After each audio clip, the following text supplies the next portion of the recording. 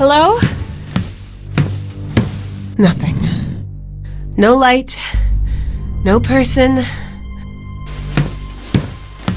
Not even energy by the looks of it. Damn it! Your heart rate is too high, Tessa. Keep my heart rate out of it. I'm allowed to get upset about all this crap. What is this all about? We both saw the light core. It was up here, no doubt. And now I'm here and there's nothing? No power, no source of light, nothing. What the hell is going on here? And the signal.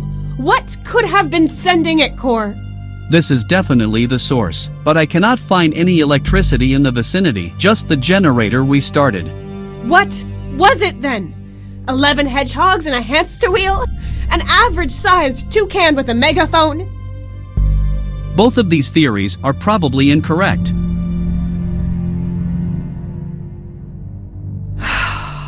Sorry for getting so riled up, Core. I mean, it's not your fault. So you've lost the signal and there's no power here. Nor are there any signs of life from anyone. Or anything. Are you able to tell us more about the outpost now? Yes, this is an independent drilling and research station. Judging by the condition of its building materials, it was probably built 20 to 40 Earth years ago. I could find all details in the database. But I have a theory now what kind of planet we are on and where it might be located. Well, let's hear it. Visualization initialized.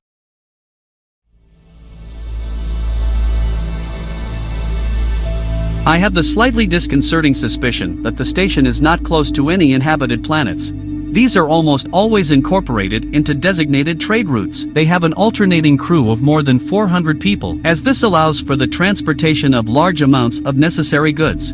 The station we currently find ourselves in, however, is autonomous and small, and its regular crew could not have encompassed more than 40 people. I assume that it was part of a research program which erected stations such as this one at the edge of the known parts of the galaxy. Ships are sent to these stations in regular intervals of more than a year, as long as they are in service. In the meantime, the stations function autonomously. At some point, they are abandoned once the borders of explored territory shift. But there must have been some kind of communications channel for emergencies. Indeed, but direct interstellar communication is too slow. It could take months for a signal to reach another planet. These stations help themselves, they have no choice. However, IMC ships regularly fly through these areas to pick up any signals. If necessary, they can help or relay information to headquarters. There might also be trading or exploration ships from other companies that could receive signals from here, long before they reach any inhabited planets. So that means, if we transmit a distress signal, it's more like a smoke signal on a lost island at sea. Not like calling emergency services via landline that will be there tomorrow. Correct. So, reaching someone will take time, but it's not impossible. As soon as the station has enough power, it will keep us alive and can continuously emit signals to the transport routes so someone can pick us up. Correct. Then let's do it. Good. The power supply comes from an incineration plant in the station's west wing. We received a signal from here, so the communication systems seem to be intact. It's nice how both of us are just ignoring the fact that the signal shouldn't have existed, just like the light. But okay, we should just be glad that we noticed it and we're here now. Now we just need power.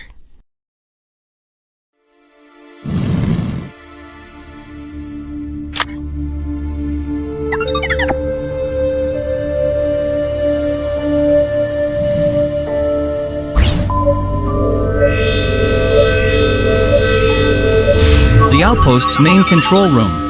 The consoles on the left side are used for communication inside and outside of the station. Processes like drill depth, garbage incineration, and door locks are supervised on that platform over there.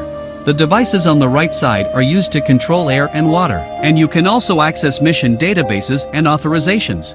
This whole room is connected to the incinerator's main energy supply. Some repair work was started on these electronics but never got finished.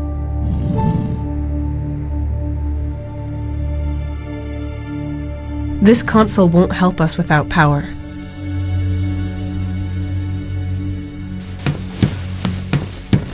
They obviously never finished the work on this cable shaft. There's a hollow, sturdy metal cylinder here full of holes. Some kind of cable duct, I suppose.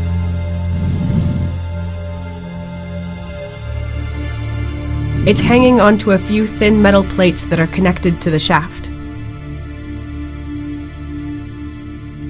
It's not screwed in, but welded onto the shaft with thin strips of metal.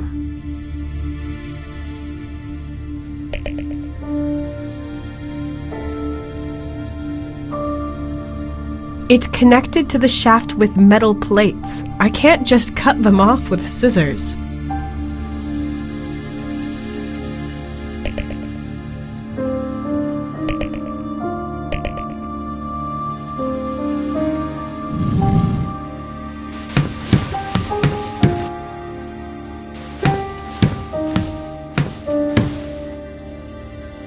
It says medical ward on the door. It's locked, and I can't see any way of moving it or reaching the mechanism.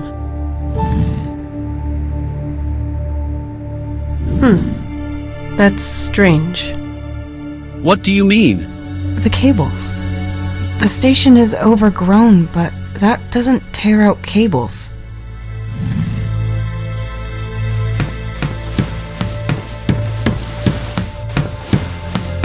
It all looks so beautiful from up here, as if the outpost has just become one with nature.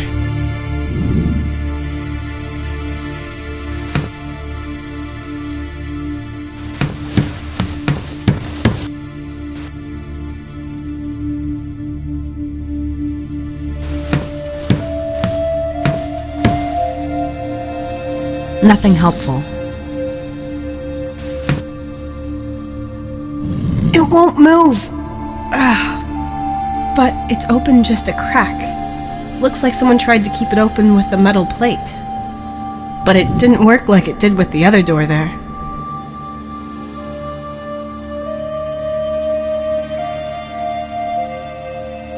If anything, I should try it by the gap.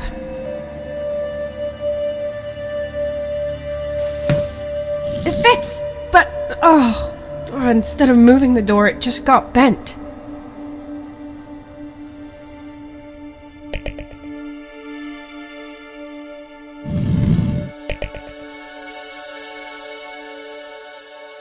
The crack is just a few millimeters wide because there's a thin metal plate stuck in it. But I can't get my fingers through, and I can't grab the plate either. Careful. Oh, no! It broke.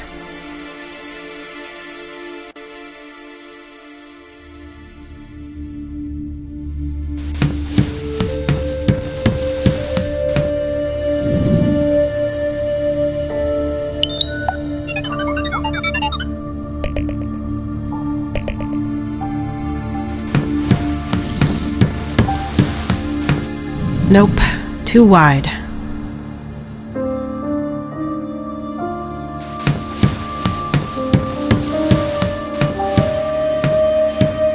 A metal bar was stuck in the door to keep it open. If I calculated this station's procedures and automatic systems correctly, then there are various, specific, manual steps executed by humans necessary to achieve this outcome. Usually, the security system would open this door. There must have been an emergency lockdown while someone was holding this bar in place, analogous to the locked door by the drilling room. Oh, compared to the control room, this place is full of random assortments of outdated technology. Apart from this robot arm, nothing really belongs here, I think. In self-sustaining facilities, it is not unusual to adjust the equipment according to the given conditions, as long as the people in charge know what they are doing, or they have a core. I can imagine. A gas burner with 2 tubes, both of which aren't connected to anything.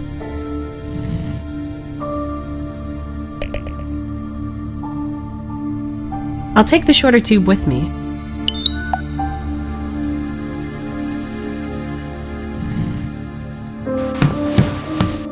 There are some elements and materials written down here.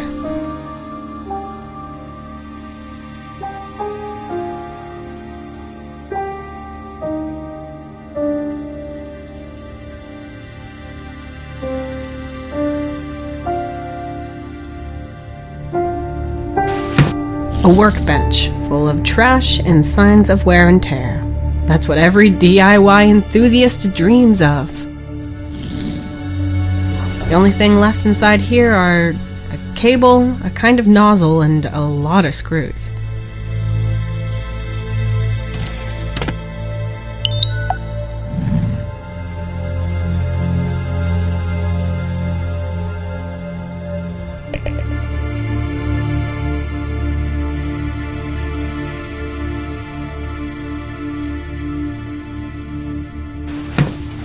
This console won't help us without power. Cord, that looks like a 3D printer. Correct. This machine can turn virtual models into reality by applying liquid synthetic materials and metals layer by layer and then hardening them. How do you know that? I remember I did some research into this topic. My long-term memory seems to be working at least. But it needs power. The robot can be moved using these wheels, but only down here, even though it should be able to stretch upwards. That is probably only for maintenance purposes and to be able to get it out of the way if it cannot move on its own anymore. I don't think it'll be useful to me anywhere, so I'll just move it back. A robot arm that seems to be able to move around along these rails. But what does it do? There are boxes stored in the ceiling. This robot arm is the only way of reaching these and getting them down.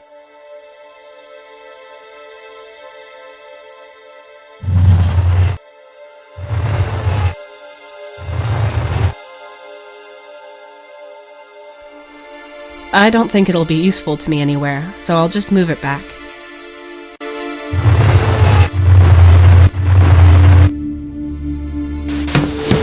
A coffee machine. What a surprise.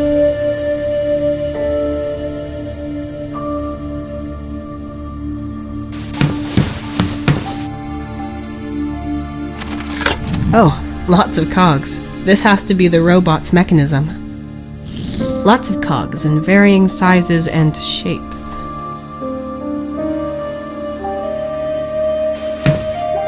I could get out the cog up here, but I don't think I'll need it.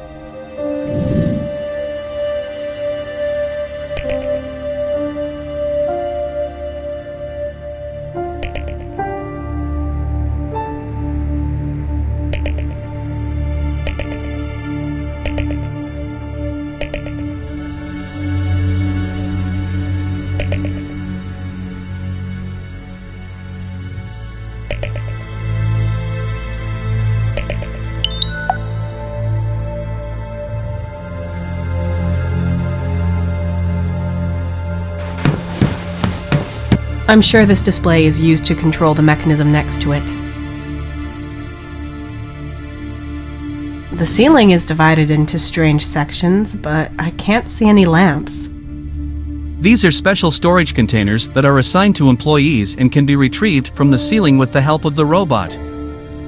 The workers in this room probably did not care about light, but there are lamps on the walls in the upper areas.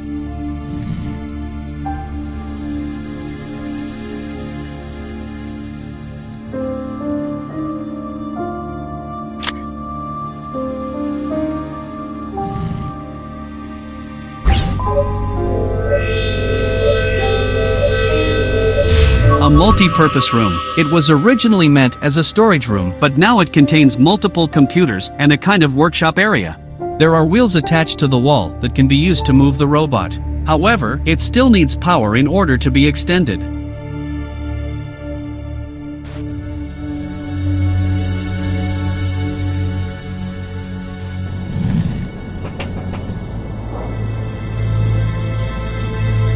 These pipes would transfer the air heated in the garbage disposal to various areas across the station. To work and revive this facility.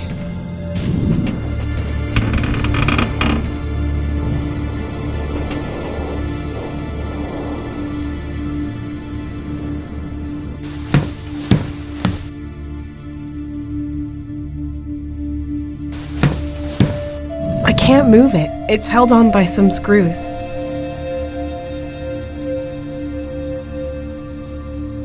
A bit rusty, but it's working. Yes, that looks like a manual mechanism. This does not conform to regular standards. There is a cog missing.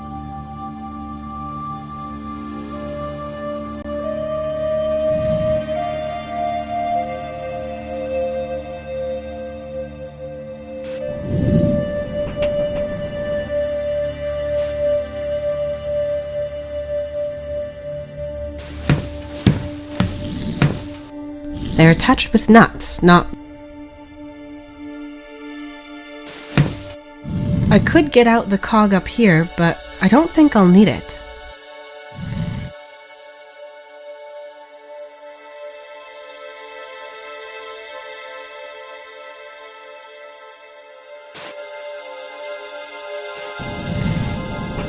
We are also going to need power here, Tessa.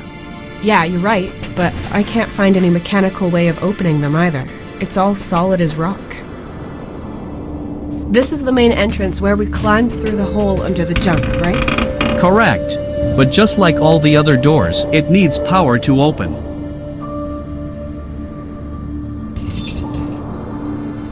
These are definitely the control room's windows. That's where I saw the light flickering, even though there's not a single electron flying around here.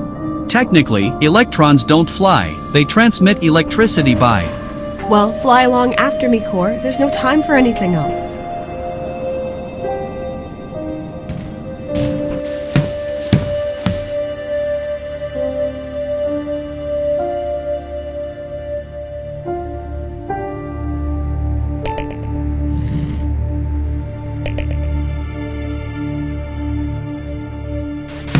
Behind this is the incinerator plant that powers everything, right? Correct. Also, the vehicle hangar. According to my data, the doors should have an emergency mechanism with which you can manually open them. We only need to find the access point.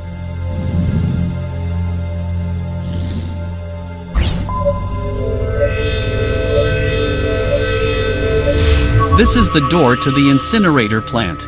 I cannot detect any cracks or weaknesses. The door looks thicker than it is and only weighs about 400 kilograms. You should be able to operate it from the control room, if there was energy.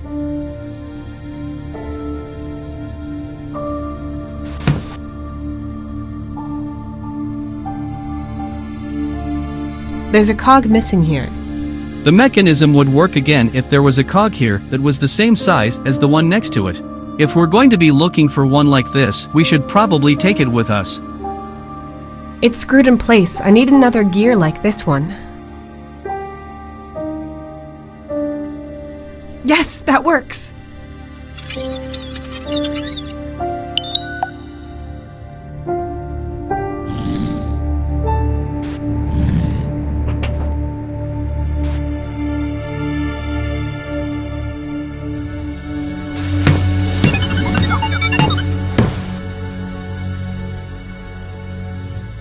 None of these cogs are the right size. Core, please analyze the rest of the mechanism and tell me if you can find a cog that's similar to this one.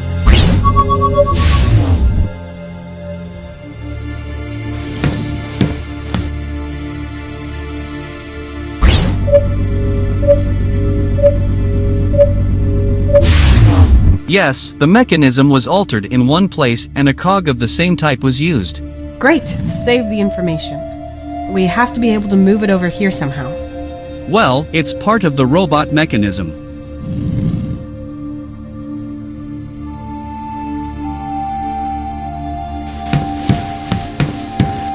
Core, please show me the cogs and highlight the ones we're looking for in green.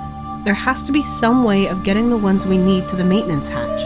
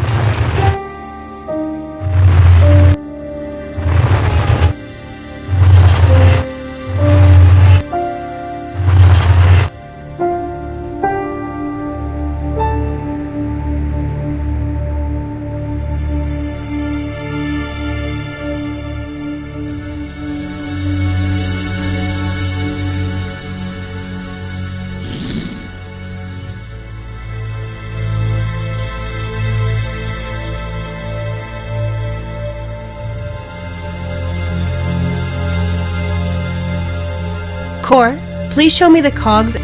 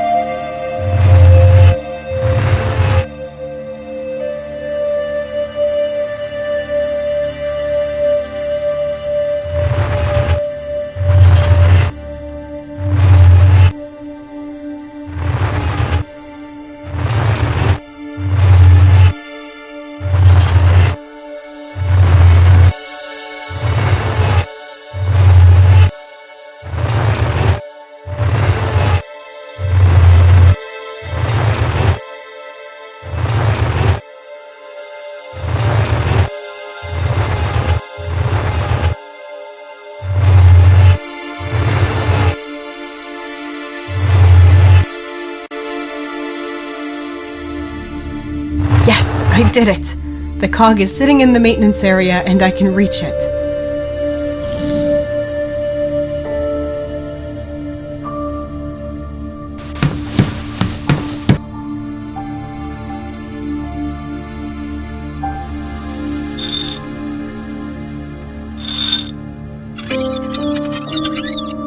Yes! Got it.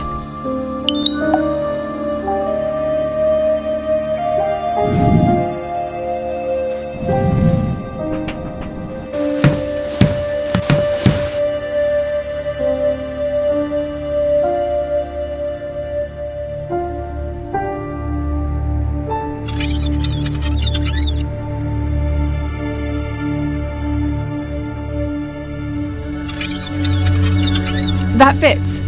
All the gears are in. To use the mechanism, all I have to do is crank the lower cog with some kind of tool. The attachment fits onto the large cog wheel, but I can't move it like this. I keep slipping off the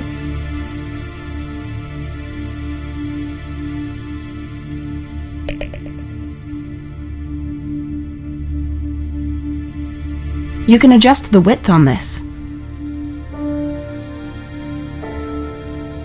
You can adjust the width on this. I keep slipping off the attachment. I need some kind of lever that I can use to properly brace it.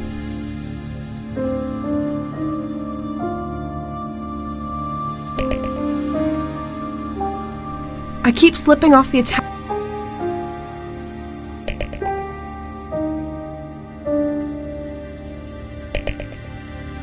The attachment fits onto the large cog wheel, but I can't move it like this.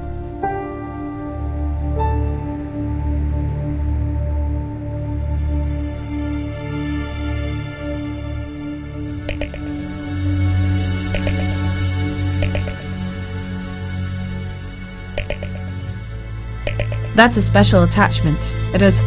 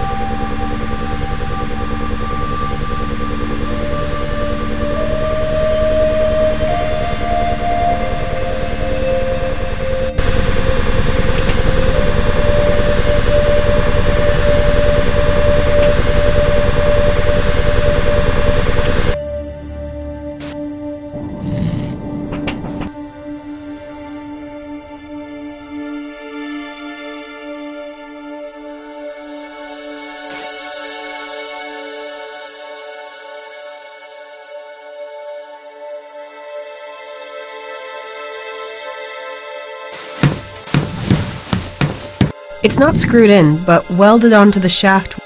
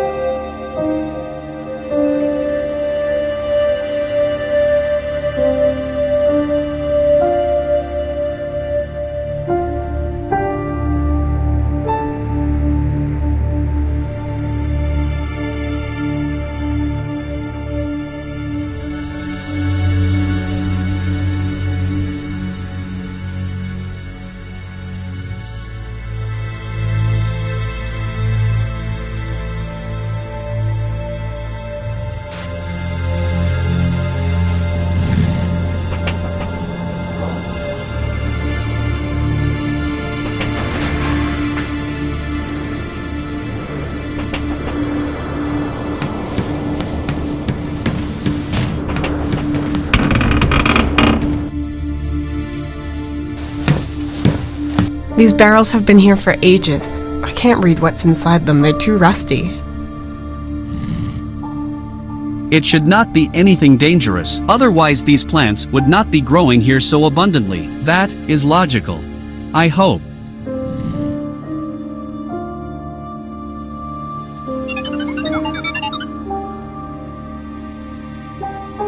The drilling room is connected to the station's main power supply. Core, your analysis was correct. Nature is reclaiming this place. The plants are growing into the station from outside.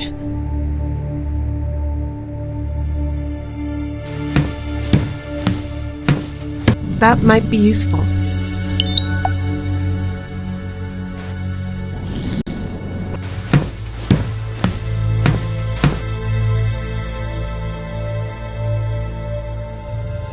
Excellent. Everything fits together and the attachment fits onto the cog.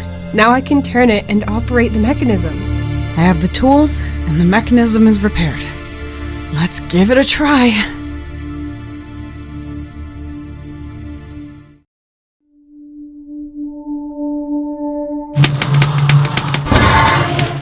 Yes! Oh, it's working! Just a little more.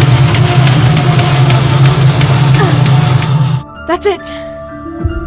I guess I'll need that robot in the storage room, so I'll take the cog with me again.